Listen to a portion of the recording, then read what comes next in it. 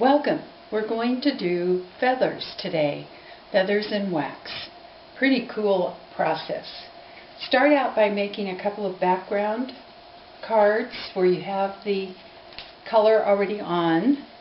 I'm going to do two different shades of purple, a red purple and a blue purple. And then I'm going to take a regular card and I'm going to use it as a palette. So I'm going to use silver and I'm going to cover the palette and then I'm going to drop a feather in it. The idea is to get the feather covered with silver wax. It takes a time or two to make this work, so you have to be patient. But it is a very cool process.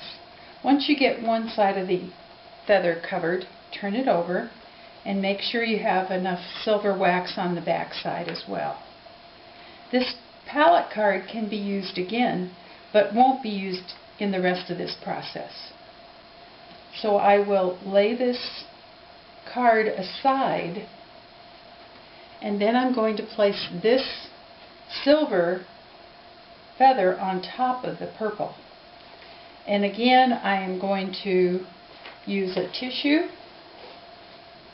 I'm going to cover it and then I'm going to iron it. And you're going to see an amazing thing happen here. And you'll have something you can use in other projects you do. Because you're going to have the feather on this piece of tissue. So there's the tissue with the silver, which you could cut out and use in a collage. And then you're going to lift the feather off of here and you're going to have the image on the card. Real cool process. Sometimes it takes a couple of times to make it work. So I'm going to show you that this top part didn't finish, so I will go again back to the palette, place it on here, and add more silver wax till I've got the feather completely covered.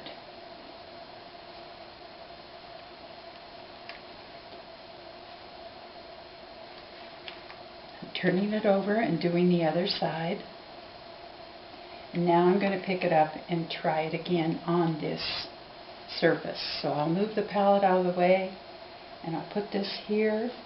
Again, a tissue down. It does disturb the background, but not enough to not make a beautiful card. So by ironing this close to the quill, you'll see that we have a good image here.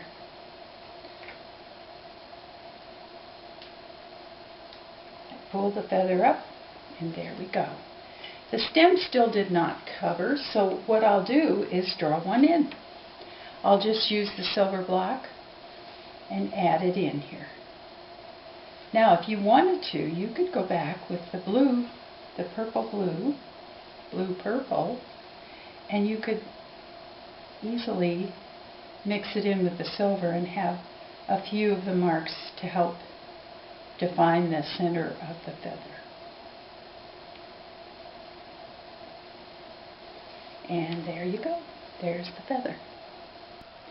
Now let's try the red one. We did the purple blue. Now let's try the red purple.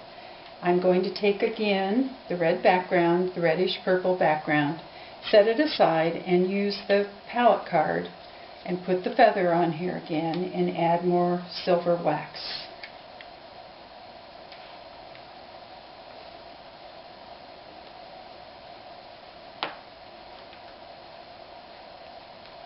Making sure that the feather is completely covered with silver wax. And then I'm going to remove it from the palette card, place it on the red purple card, and I'm now going to iron it on using a tissue over the top as I did on the blue one, and then iron it. And this time you can use a little more pressure than we have been using, which is a good thing, so that you can transfer that wax to the card. from the feather. And as I remove this, you will see the image of the silver feather on the tissue, which you can use in something else. And then I will lift the feather off of here, and I will have the image of the feather on the red-purple card. Pretty nifty thing. Now if I polish this, when it cools, it'll be all ready to mount. It'll be shiny and pretty. And if I want, I can again go back in with the red purple and I can accent the stem or the quill, whichever you want to call it, and add the quill in back here. There's also the possibility of leaving the feather on the card. If I again take the silver, filling up the feather, as we did previously, then I can remove it from here, place it again on my red card, and just iron it down and leave it, which is also an option. Depending upon the quality of the feather, you can use it numerous times. Sometimes you can only use it once. But that's kind of a cool way to do it too. Check back with us on the next video.